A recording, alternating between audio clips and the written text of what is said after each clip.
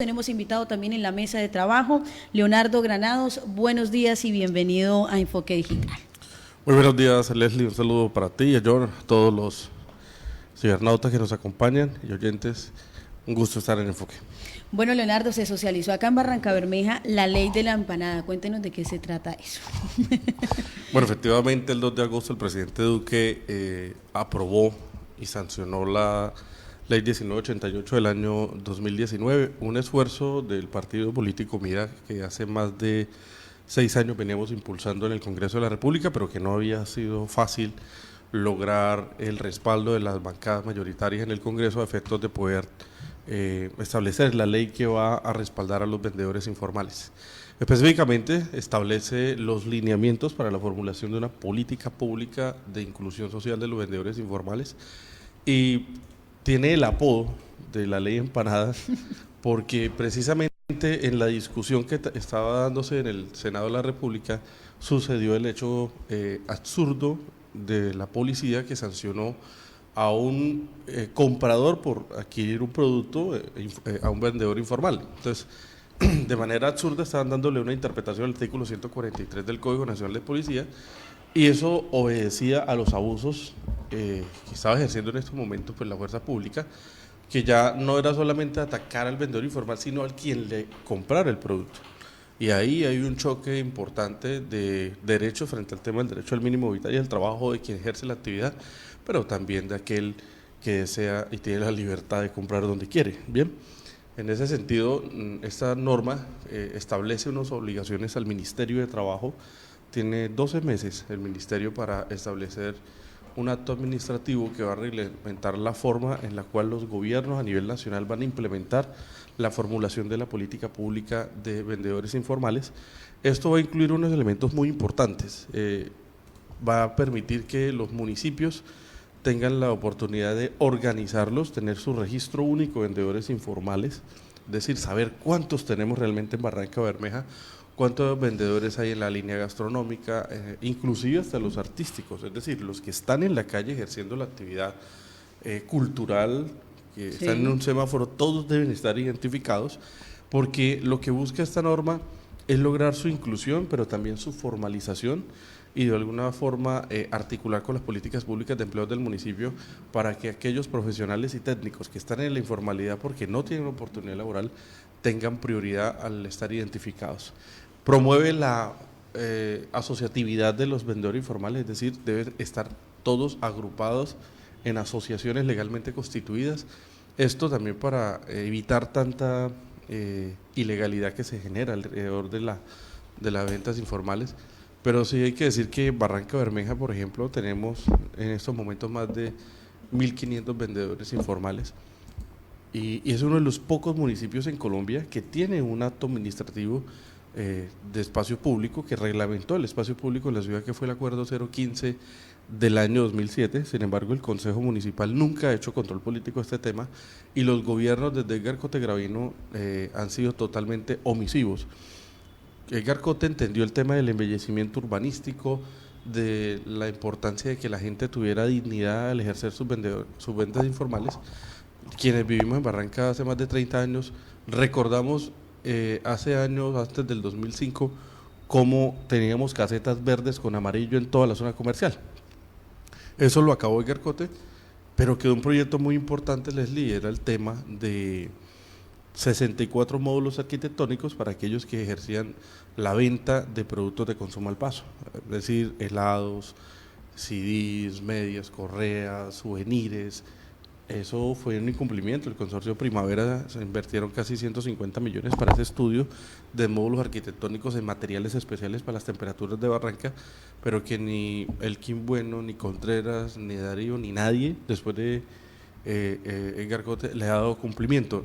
Esto va a permitir que el nuevo alcalde en el año 2020 inicie el proceso de formulación de política pública con la participación de los vendedores informales, porque así lo dice la ley. Van tres factores entonces, según le entiendo, Leonardo. Uno, el tema de la identificación, ¿sí? Saber cuántos son, dónde están ubicados, en qué condiciones pues están estos vendedores ambulantes.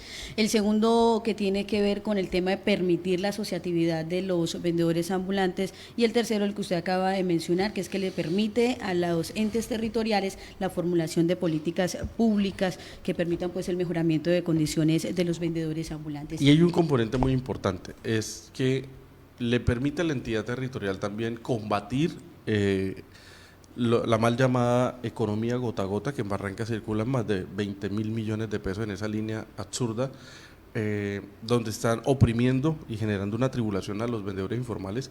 Aquí se tiene una apuesta importante, y es que el gobierno, a través de sus fondos rotatorios, en Barranca particularmente está el FORCAT, pueda crear un fondo específico de cuota blanda que estaría entre el 1 y 2% de interés, con facilidades de acceso. Pero ¿cuál va a ser el primer criterio? Pues que tienes que tener su carné. Ese es su primer elemento.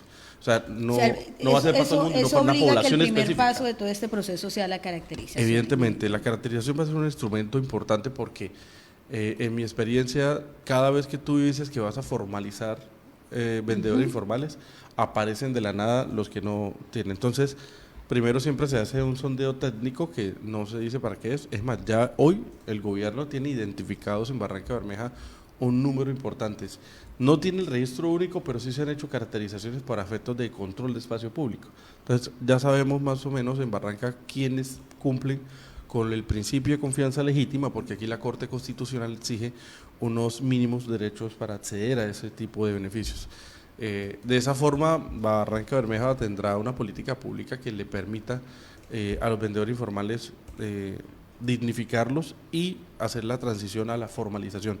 ¿Por qué es importante esto para la ciudad? Esta ley ha sido una bendición para todo el país, pero Barranca Bermeja particularmente, porque la diversificación económica, hablando específicamente del tema de turismo, una línea importante es la gastronomía y las ventas callejeras, pero tienen que estar organizadas, tienen que estar muy bien uniformadas y deben tener muy bien control del tema fitosanitario.